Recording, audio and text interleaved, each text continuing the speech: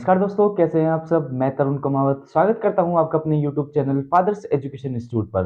देखो बेटा, coordinate geometry के लिए अपन बात करने वाले हैं आज। तो कोऑर्डिनेट ज्योमेट्री के लिए अपन किस किस टाइप के क्वेश्चन करवाने वाले थे, कैसे कैसे मैं क्वेश्चंस करवाऊंगा, ये सारे मैंने इंट्रोडक्शन में ये सारी बातें मैंने आपको बता दी थी। किस किस टाइप के क्वेश्चन एग्जाम में पूछे जा सकते हैं और किस किस टाइप से अपन को उनका सोल्यूशन आपको वहां पर देना है। तो आज का पहला क्वेश्चन आपके लिए बोर्ड पर ये रहा। देखो क्वेश्चन है बेटा, अपने पास क्वेश्चन दिया हुआ है कि show that the points a point -1 -2 b 4,3 c 2,5 and d -3,0 are the vertex of a rectangle। ठीक है, ये रेक्टेंगल के वर्टेक्स है। चेक वेदर और नोट दे फॉर्म स्क्वायर। अपने को ये चेक करके बताना है कि क्या ये स्क्वायर भी बना रहे हैं या फिर ये सिर्फ रेक्टेंगल के ही वर्टेक्स हैं।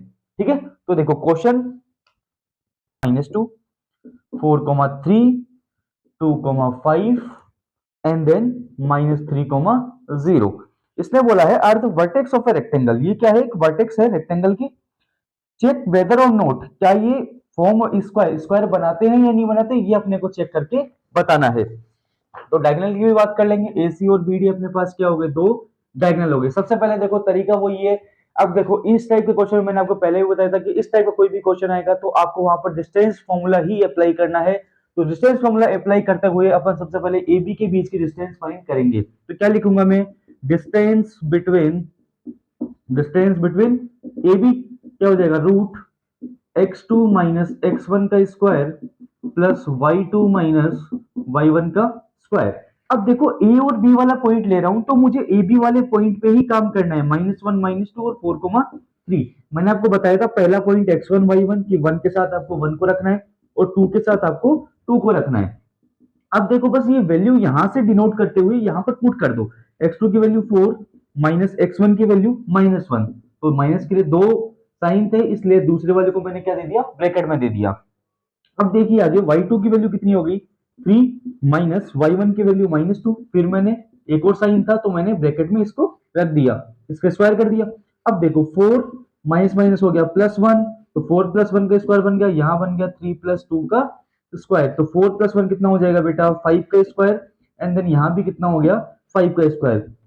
तो 25 + 25 मेरे पास कितना आ गया बेटा, √50 यहां पर मेरे पास आ गया। तो ए बी के बीच की डिस्टेंस तो मेरे पास कितनी आ गई, √50 आ गई। अब ऐसे ही सेम एज मैं क्या करूंगा, बी सी के बीच की निकाल लूंगा, फिर सी डी के बीच की निकाल लूंगा एंड देन फिर ए डी के बीच की निकाल लूंगा।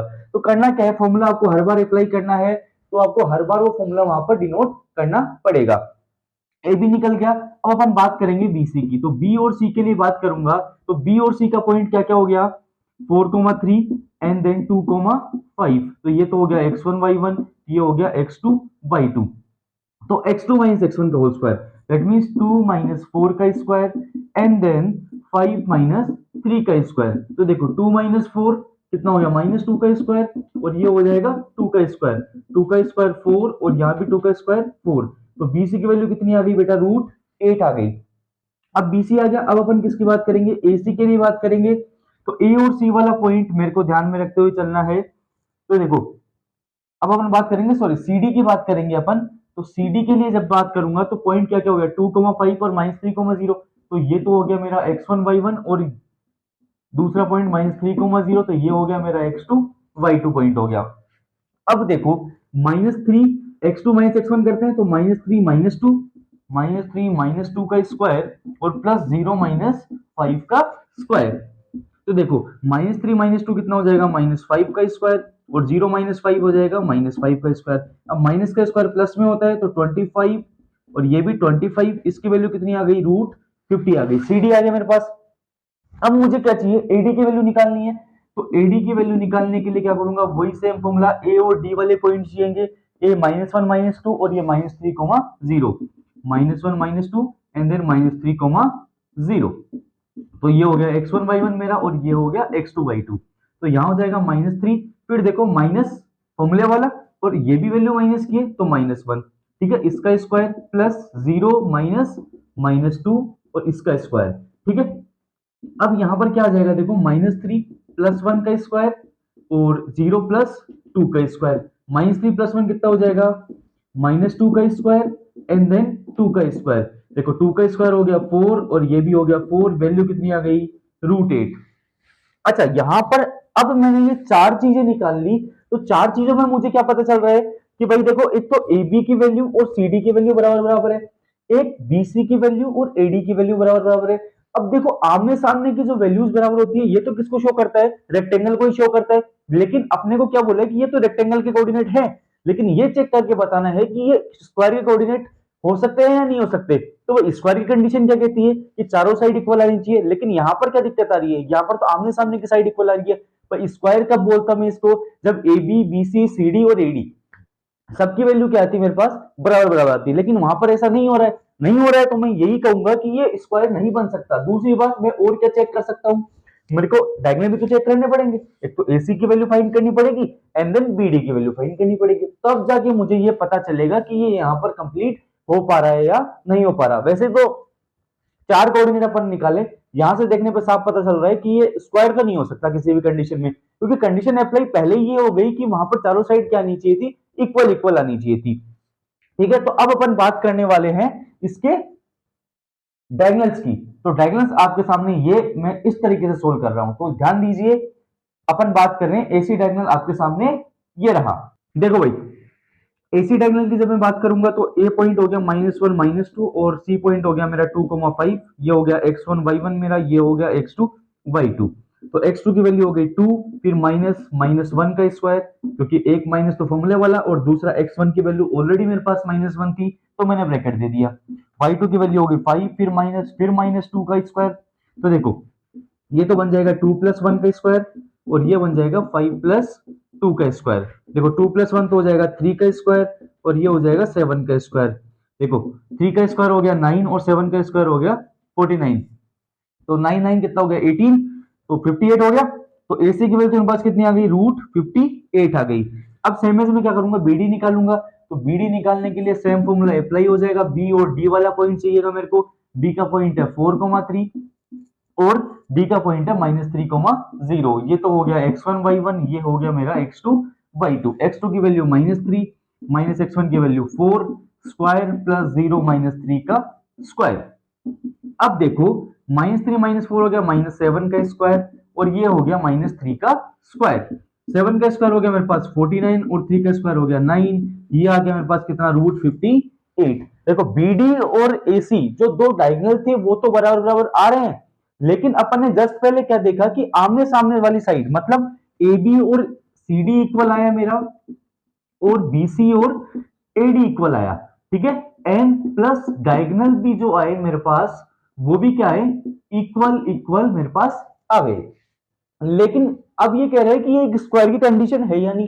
तो सबसे पहली बात है, सिंपल सी बात है, देखते ही पता चल गया कि स्क्वायर की कंडीशन तो ये किसी भी कंडीशन में नहीं हो सकती, क्योंकि स्क्वायर क्या कहता है अपने को कि स्क्वायर में चारों साइड इक्वल होनी चाहिए और डायगोनल इक्वल होनी चाहिए। तो ठीक है, मान लिया डायगोनल इक्वल है, ठीक है, यहां अपनी बात सेटिस्फाई कर रही है, लेकिन स्क्वायर की कंडीशन में सेटिस्फाई क्या नहीं कर रहा कि वहां पर चारों साइड इक्वल आनी चाहिए थी, लेकिन यहां पर सिर्फ आमने सामने की साइड इक्वल आ रही है। तो आपको लास्ट में सिर्फ यही लिखना है कि A B is equal to B C, sorry A B is equal to C D and B C is equal to A D and A C is equal to B D, दोनों diagonal बराबर है। तो it is, जो vertex है अपने पास, ये किसको show कर रहे हैं, एक रेक्टेंगल को शो कर रहे हैं, नॉट ए स्क्वायर को शो कर रहे हैं। बिकॉज स्क्वायर हैज कंडीशन, क्या कंडीशन रखती है कि A B is equal to B C is equal to C D is equal to A D. Square की कंडीशन क्या रखती है कि A B is equal to B C, ठीक है, is equal to C D is equal to A D, ये condition रखती है स्क्वायर। ठीक है, एंड देन डायगोनल भी इक्वल होने चाहिए, लेकिन यहां पर ये कंडीशन अप्लाई नहीं हो पा रही है। ठीक है, तो सोल्व करने के लिए मैंने पहले चारों साइड निकाल ली, इसके बाद डायगोनल निकालने के लिए मैंने क्या किया, x2 - x1 का स्क्वायर प्लस y2 - y1 के स्क्वायर का ये फॉर्मूला अप्लाई कर दिया। डिस्टेंस फॉर्मूला ही यहां पर क्या करना है, अपने को अप्लाई करना है। तो बस वैल्यू पुट कर ली। देखो AC की बात करूंगा तो A वाला पॉइंट और C वाला पॉइंट नोट कर लो। पहले वाला पॉइंट x1 y1, दूसरा वाला पॉइंट x2 y2। पॉइंट रखने के बाद बस यहां पर डिनोट करना है, x2 की वैल्यू 2, x1 की वैल्यू -1, y2 वैल्यू 5, y1 की वैल्यू -2। यहां से वैल्यू पुट करने के बाद मुझे पता चल रहा है कि 2 माइनस माइनस क्या हो गया, यहाँ पर प्लस हो गया, 2 + 1 का स्क्वायर बन गया, यहाँ भी माइनस माइनस प्लस, और 5 + 2 का स्क्वायर बन गया। 2 + 1 हो गया 3 का स्क्वायर, ये हो गया 7 का स्क्वायर, 3 का स्क्वायर 9 और 7 का स्क्वायर 49। ऐड किया कितना आ गया, √58 आ गया। अब यही में आगे चला कि मुझे बीडी भी तो निकाल के देखना है, बट डायगोनल एक बीडी भी तो है। अब देखो बी और डी वाला पॉइंट रख लिया 4 3 माइनस 3 0। एक पॉइंट तो हो गया x1 y1, दूसरा हो गया x2 y2। अब देखो x2 माइनस x1 का होल स्क्वायर करना है प्लस y2 माइनस y1 का होल स्क्वायर करना है। तो -3 माइनस 4 का स्क्वायर प्लस 0 माइनस 3 का स्क्वायर। तो देखो -3 माइनस 4 हो गया -7 का स्क्वायर, 0 माइनस 3 हो गया -3 का स्क्वायर, -7 का स्क्वायर हो गया 49, 3 का स्क्वायर हो गया 9, ये आ गया कितना √58। बात समझ में आ रही है क्या? बिल्कुल आपको बात समझ में आ रही होगी क्या मैं कहना चाह रहा हूँ और कैसे मैंने इस क्वेश्चन को किस तरीके से एग्जीक्यूट किया है। ये बात भी आपको समझ में आ गई, ये मेरी गारंटी है। ठीक है, तो इस तरीके का क्वेश्चन भी आप लोगों को पूछा जा सकता है जिसमें आपको डायरेक्ट बताना है।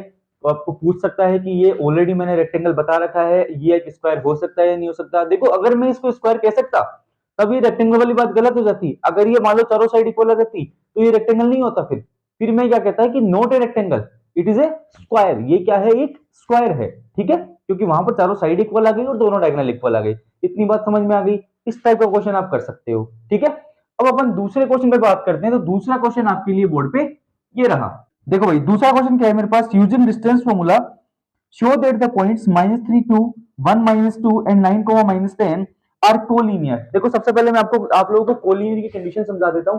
कोलिनियर की कंडीशन क्या होती है? किसी भी दो साइड का सम तीसरी साइड के इक्वल आना चाहिए, ये कोलिनियर की कंडीशन है। सोल्व करने के लिए सबसे पहले मैं क्या करूंगा, वही डिस्टेंस फॉर्मूला लगाऊंगा। क्या क्या निकालना पड़ेगा? एक तो ए बी निकालना पड़ेगा, एक बी सी निकालना पड़ेगा और एक ए सी अपने को फाइंड करना पड़ेगा। तो सबसे पहले मैं ए बी निकालूंगा। तो ए बी कैसे निकालूंगा? Same formula x2 minus x1 का square plus y2 minus y1 का स्क्वायर। ए और बी पॉइंट की बात हो रही है तो -3 -2 पॉइंट रखा, 1 -2 रख दिया। ये x1 y1 हो गया, ये x2 y2 हो गया। तो ध्यान दो भाई, x2 की वैल्यू हो गई 1 माइनस और इसकी वैल्यू -3 x1 की स्क्वायर प्लस y2 की वैल्यू -2 फिर माइनस -2 का स्क्वायर। ठीक है, यही होगा क्योंकि इसकी वैल्यू तो क्या हो गई -2 फिर माइनस और इसकी वैल्यू भी -2 का स्क्वायर। तो देखो ये तो हो गया 1 + 3 का स्क्वायर प्लस ये हो जाएगा -2 और ये +2 इसका स्क्वायर। एक मिनट, थोड़ी सी कंफ्यूजन थी मेरे पास।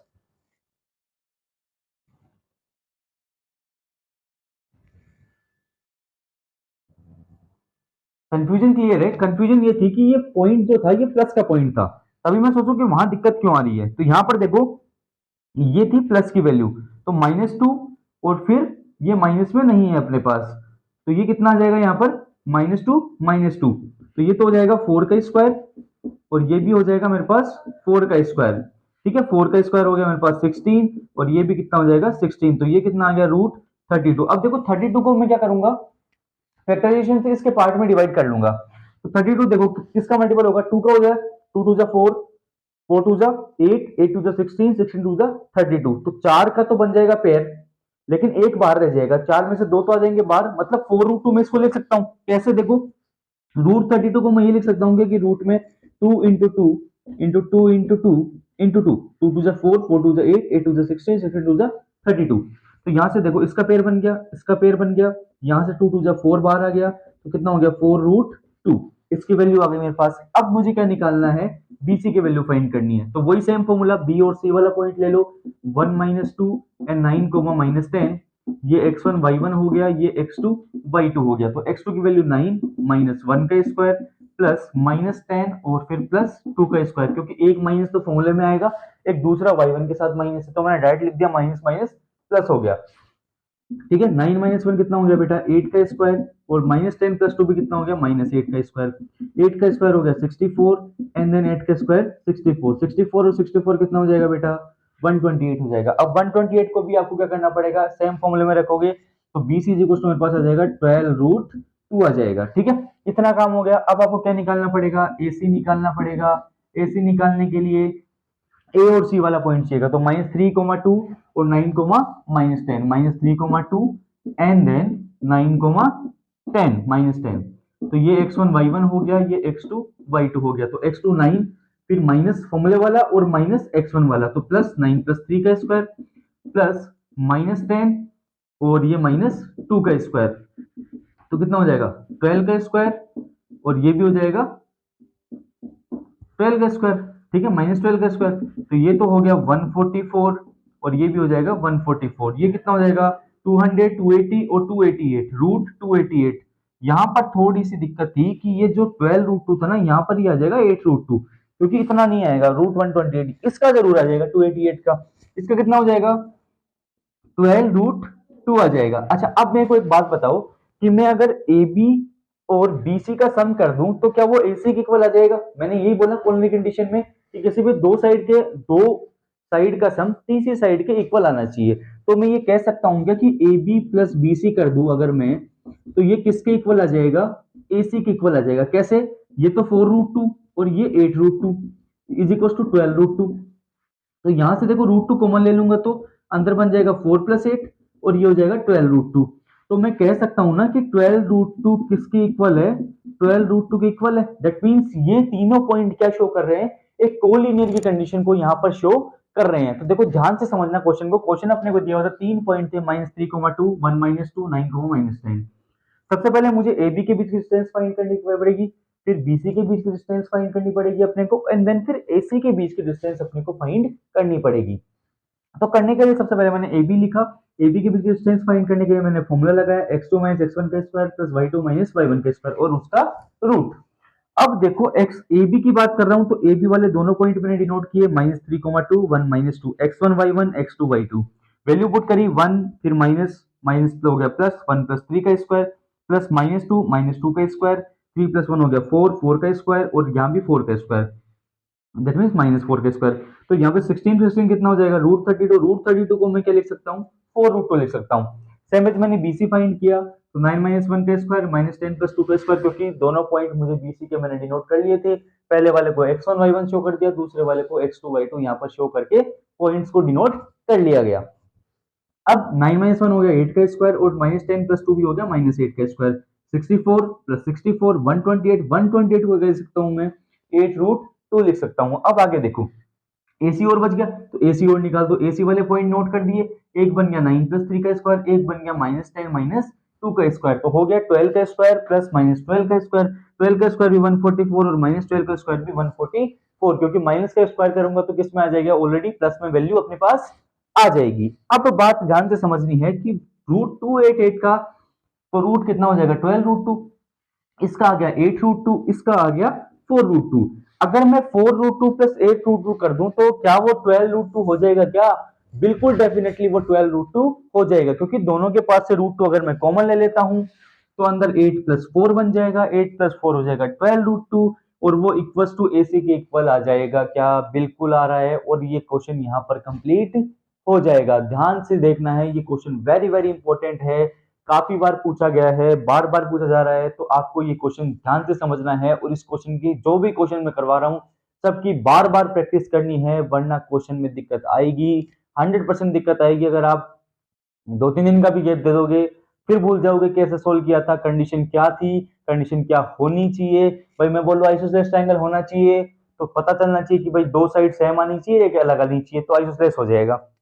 कोलिनियर बोलूं मतलब दो साइड का सम तीसरी साइड के इक्वल आना चाहिए। राइट एंगल ट्रायंगल बोलूंगा किसी भी दो साइड के स्क्वायर का सम तीसरी साइड के स्क्वायर के इक्वल आना चाहिए। तो ये सारी कंडीशंस आपको पता होनी चाहिए। अगला क्वेश्चन बेटा अपने पास है कि find the point on the y axis which is equidistant from the point 3, 4 and then 6, 7। ध्यान से देखिए इस क्वेश्चन को, वेरी वेरी इंपॉर्टेंट क्वेश्चन है कि दो पॉइंट अपने को दिए हुए हैं ए और बी और एक तीसरा पॉइंट है जो वाई एक्सिस पे है। तो वाई एक्सिस पे मैंने आप लोगों को बताया था कि देखो ये एक ग्राफ है जिसमें ये Y dash Y dash X X dash, तो एक्स एक्सिस पे वाई की वैल्यू तो क्या हो गई 0 ओरिजिन पे और वाई एक्सिस पे एक्स की वैल्यू क्या हो गई 0 हो गई। तो पॉइंट वाई एक्सिस की बात करूंगा तो एक्स तो 0 हो जाएगा और वाई वाई का रहेगा। अब सोल्व करने के लिए आप लोगों को क्या करना पड़ेगा? सबसे पहले कंडीशन की बात करिए कि दोनों जो पॉइंट थे वो इक्विडिस्टेंट थे तीसरे पॉइंट से, मिडल मिडल जो पॉइंट था उसे इक्विडिस्टेंट पे थे। तो इक्विडिस्टेंट की बात करूंगा तो मैं ये लिख सकता हूँ ना कि AC इज इक्वल टू किसके? BC के इक्वल है। तो यहाँ से देखो AC फाइंड करने के लिए फॉर्मूला लगाया मैंने रूट x2 - x1 का स्क्वायर प्लस y2 - y1 का स्क्वायर। AC की बात करूंगा तो AC वाले पॉइंट लिख दिए 3, 4 और 0, y। फिर मैंने बात करी जब पॉइंट अप्लाई करूंगा तो क्या हो जाएगा 0 - 3 का स्क्वायर, ये हो जाएगा y - 4। बहुत सारे बच्चे क्या करते हैं, आधे बच्चों को तो ये भी नहीं आता है कि यहाँ पर a - b का होल स्क्वायर ओपन करना है।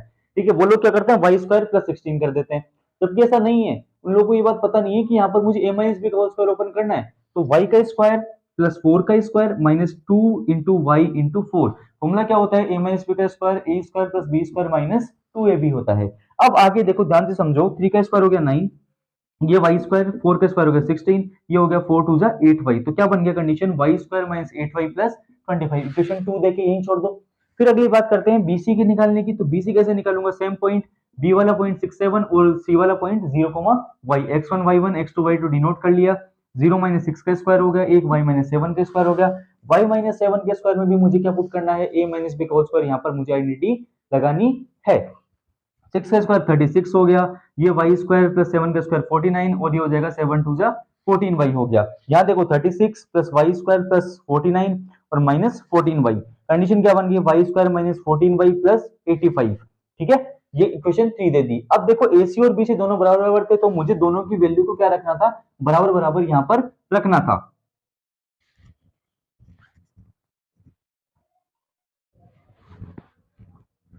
तो देखो भाई, फिर रूट हटाने के लिए मुझे को क्या करना पड़ेगा, स्क्वायर करना पड़ेगा दोनों साइड का। स्क्वायर किया तो रूट हट गया, तो क्या कंडीशन बनी, Y square minus 8y plus 25, ये बन गया Y square minus 14y plus 85। अब देखो वाई स्क्वायर दोनों साइड कैंसिल आउट हो गया, वाई वाली टर्म्स को मैंने एक साइड रखा तो माइनस 8y माइनस 14y, इधर आके किसका हो जाएगा, प्लस 14y। इधर ऑलरेडी 85 था, इधर प्लस का 25, उधर जाके किसका हो जाएगा, माइनस का 25 हो जाएगा। एंड देन 14 माइनस 8 हो जाएगा 6y, और इसकी वैल्यू हो गई 60। y की वैल्यू निकालूंगा तो जो मल्टीप्लाई में था वो सामने वाले के डिवाइड में आ गया। 60 अपॉन 6 कितना हो गया, 10। तो y की वैल्यू कितनी आ गई, 10 आ गई। तो जो पॉइंट था वो पॉइंट अपने पास क्या बन गया, 0,10। देखो इसी टाइप का सेम क्वेश्चन आप लोगों को क्या पूछा जा सकता है, एक्स एक्सिस में पूछ सकता है। तो इस टाइप के क्वेश्चन वेरी वेरी इंपॉर्टेंट है, और कल की क्लास में कुछ महत्वपूर्ण सवाल मैं बताने वाला हूं जो आपकी एग्जाम से रिलेट करेंगे, बोर्ड में काफी बार पूछे गए हो और अब की बार उनके 100% आने की संभावनाएं हैं। तो आप लोगों की कल की क्लास बहुत महत्वपूर्ण क्लास होने वाली है। उस क्लास में आपको ध्यान से देखना है, जो जो क्वेश्चंस मैं करवाऊंगा उनकी बार बार आप लोगों को प्रैक्टिस करनी है, तब ही वो क्वेश्चन आपसे सोल्व हो पाएंगे। तो पहली बात तो ये, जहां तक क्वेश्चन मैं आज करवा चुका हूं, इस टाइप के जितने क्वेश्चन आपको रिलेट हो गए, जितने क्वेश्चन बुक में मिल सकते हैं वो आपको सोल्व करने हैं एनसीईआरटी से। उसके बाद अपन नेक्स्ट टाइप के क्वेश्चन में करवाने वाला हूं, वो भी सारे क्वेश्चन आप लोगों को करने हैं। उसके बाद जो अपने जो क्या कौन से वाले क्वेश्चन, जिनके क्वेश्चन की मैंने बात करी थी, जो अपने रेशियो वाले जो क्वेश्चन है वो क्वेश्चन भी मैं करवाऊंगा, वो क्वेश्चन भी आपको साथ में करते हुए चलना है। फिर ये कोऑर्डिनेट ज्योमेट्री का चैप्टर बिल्कुल क्लियर करवा दूंगा मैं आपका।